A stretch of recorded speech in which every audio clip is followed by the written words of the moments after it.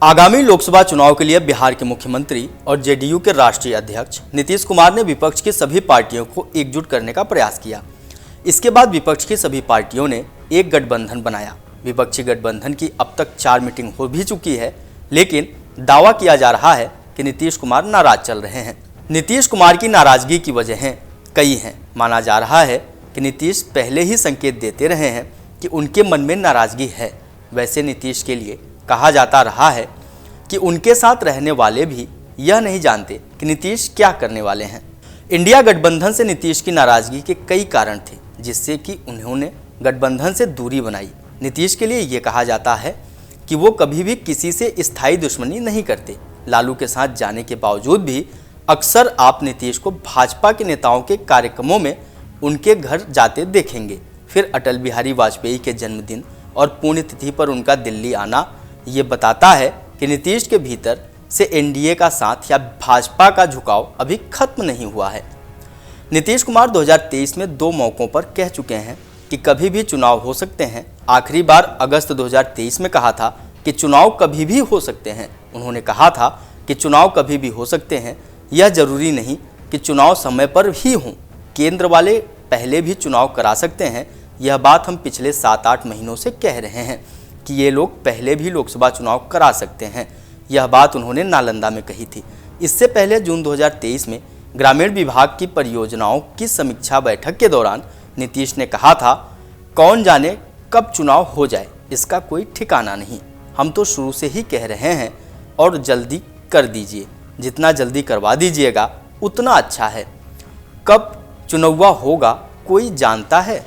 जी, कोई जानता है कि अगले ही साल चुनाव होगा, इसलिए जरा तेजी से काम कीजिए।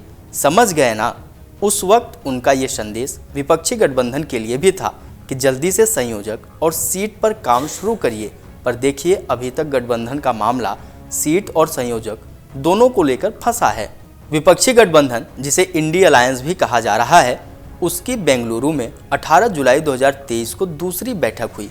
नीतीश गए तो उन्हें एयरपोर्ट से बैठक स्थल तक अपने खिलाफ नारे लिखे पोस्टर, बैनर दिखे। इससे उनका मन खट्टा हो गया। उन्हें इस बात से और भी चिढ़ हुई कि बैठक में वीआईपी ट्रीटमेंट नहीं मिला।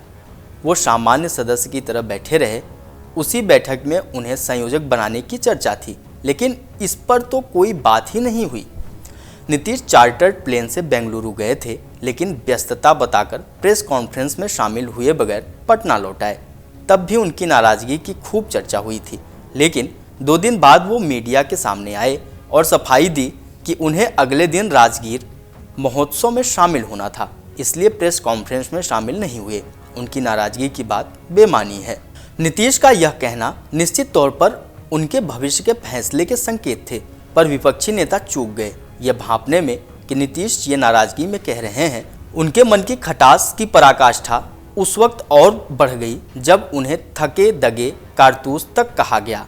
पर हाल ही में जेडीयू नेता और बिहार सरकार में मंत्री अशोक चौधरी ने भी हाल ही में यह डायलॉग दिया था, टाइगर अभी जिंदा है, हमारा नेता जिधर उधर का पलड़ा भारी।